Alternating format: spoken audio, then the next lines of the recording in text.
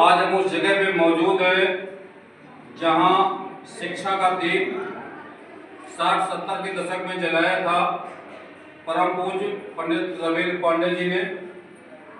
हम आशीर्वाद ले रहे हैं उनका, और उस शिक्षा की मशाल को सतत जलने के बाद त्रिगुणित अवस्था में आज कई संस्थाएं चल रही हैं आपके संरक्षण में, आपके आशीर्वाद से। उसी अनुक्रम में गुरुकुलम विद्यालय में आज परीक्षा फल का वितरण किया गया, बच्चों को पुरस्कार दिया।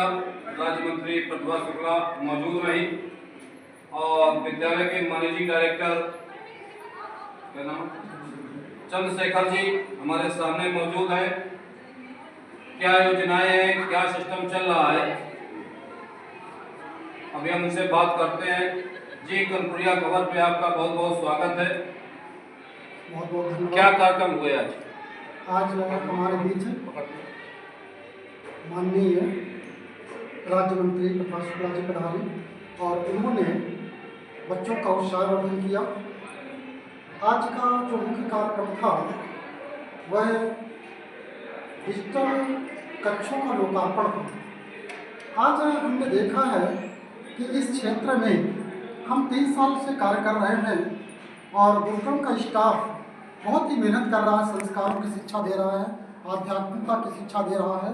लेकिन आज के वैज्ञानिक युग में जिस तरह से विज्ञान दिन प्रतिदिन प्रगति कर रहा है और शिक्षा जिस तरह से अपना स्वरूप बदल रही है, उसके अनुरूप आज डिजिटलीकरण हो गया है समाज का।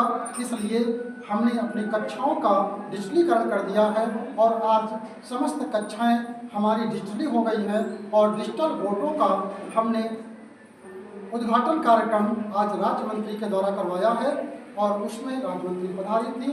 डिजिटल कक्षों का लोकार्पण किया, उन्होंने बच्चों को पुरस्कार दिए। अब हम वह शिक्षा प्रदान कर पाएंगे इस क्षेत्र के बच्चों को जो कानपुर में प्राप्त होती है। अकबरपुर में अभी इस तरह की शिक्षा प्राप्त नहीं थी। आज हमने उस तरफ एक कदम बढ़ा दिया है और आपके सहयोग सदप्रयास से हम निरंतर कदम बढ़ाते रहेंगे और समाज की, राष्ट्र की आवश्यकताओं को पूरा करते रहेंगे। आज हम उस शख्सियत के सामने मौजूद हैं जो स्वयं इंटर कॉलेज में अध्यापक हैं और आप उनकी धर्मपत्नी हैं और प्रसूति विद्यालय में शिक्षिका हैं। इसके बाद इस बेहतरीन व्यवस्था का संचालन कैसे आपके द्वारा किया जा रहा है और क्या योगदान है आपका आपस में? हम लोग काफ़ी कम टाइम के बावजूद भी सर बहुत टाइम देते हैं। बहुत अच्छा लगता है कि मेरे स्कूल में गुरुकुलम पद्धति भी अपनाई जा रही है और वर्तमान प्रणाली से भी शिक्षा दी जा रही है।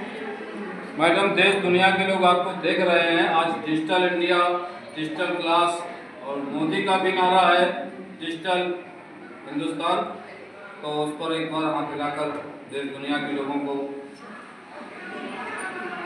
Thank you. आज के इस भव्य कार्यक्रम पर 2 पंक्तियां पांडे जी को समर्पित करेंगे इनके एक अच्छे और व्यवस्थित कार्यक्रम के लिए। शील विनय आदर्श श्रेष्ठता, तार बिना झंकार नहीं है।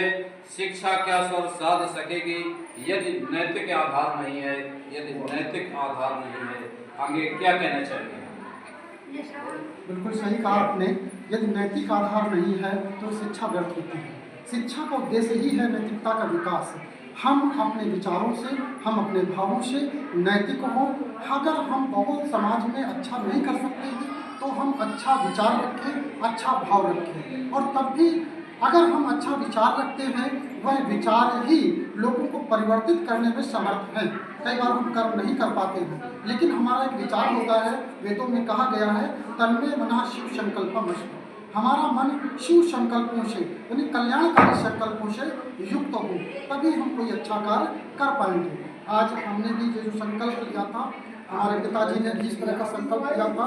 उस समय उनके पास संसाधन का अभाव था, बहुत अच्छा विद्यालय संचालित नहीं कर पाए, लेकिन उनके संकल्पों को हमने पूर्ण किया और आज उन्हीं के आशीर्वाद से हम शायद इतना धन खर्च कर पा रहे हैं। और आज हम कह सकते हैं कि इस धन में उनका ही योगदान है, उनके द्वारा दी गई शिक्षा और उनके द्वारा दिए गए संस्कार, जिससे हमें एक प्रेरणा मिली कि जो पैसा है वह पैसा शिक्षा से हमें प्राप्त हुआ है। क्योंकि हम दोनों लोग सरकारी सेवा में हैं और हम चाहते थे कि ये शिक्षा का पैसा शिक्षा में ही व्यय हो जाए और यही आधार है कि हम कम फीस में ये सारी अच्छी व्यवस्थाएं दे पा रहे हैं। अगर ये संकल्प ना होता, यह विचार ना होता, यह भाव ना होता तो शायद एक शिक्षा व्यवसाय बन के रह जाती। लेकिन हम बार बार प्रयत्न कर रहे हैं कि शिक्षा व्यवसाय बनने से रुके।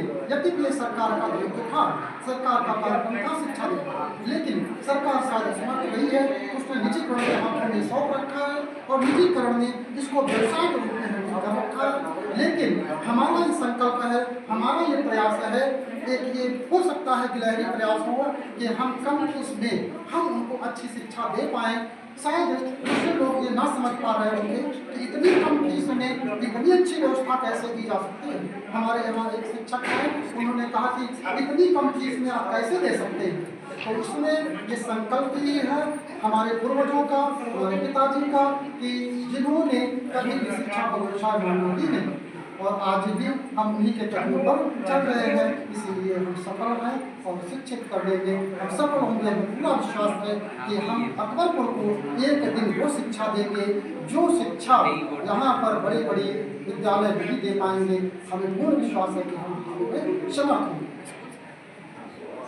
पंडित जी, जरूर आपके सपने पूरे होंगे, क्योंकि सपने आप स्वयं अपने नहीं, अपने पिताजी के सपनों को आगे साकार कर रहे हैं और इसका एक मूर्त रूप भी आप है, एक प्रबल उदाहरण भी है। डॉक्टर अंबेडकर का जन्मदिन है आगे 14 अप्रैल को और डॉक्टर अंबेडकर ने कहा था शिक्षा वो शेरनी का दूध है जो जितना पिएगा उतना दहाड़ेगा।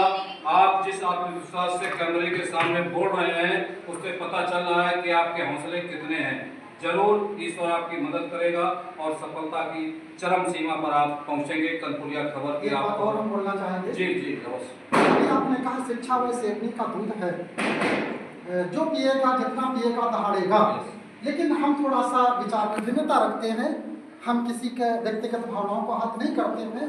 लेकिन होता क्या है, जब कमजोर व्यक्ति शिक्षा का दूध पीता है तो वह दहाड़ता है, लेकिन समर्थ और सक्षम व्यक्ति जब शिक्षा का दूध पीता है तो विद्या ददाति विनयम, विद्या विनय देती है। तो विद्या ददाति विनयम, तो विद्या विनय देती है। हम उसी तर्ज पर, उसी पर चल रहे हैं कि विद्या जो है हमारे गुरुकुलम के छात्रों को विनय प्रदान करेगी। वह नम्र होंगे, वह संस्कारशील बनेंगे और अपना बेस्ट इस समाज को दे पाएंगे। बहुत सही बात आपने कही। उसे अनुक्रम में एक बात और हम जोड़ने जा रहे हैं कि धर्म जाति कुछ भी हो, शिक्षा पाना अनिवार्य है। बिना शिक्षा के आप किसी भी धर्म पैदा हो, किसी भी जात पैदा हो, आप ठीक उसी तरह के हैं जिस तरह से हमारे धर्मशास्त्रों में कहा गया है, एश्याम न विद्या न तपो न दानम ज्ञानम न शीलम न गुणो न धर्म ते मर्त लोके भूभार भूता मनुष्य रूपेण मृगा शरंती। बिना शिक्षा के व्यक्ति है तो पशु की तरह है।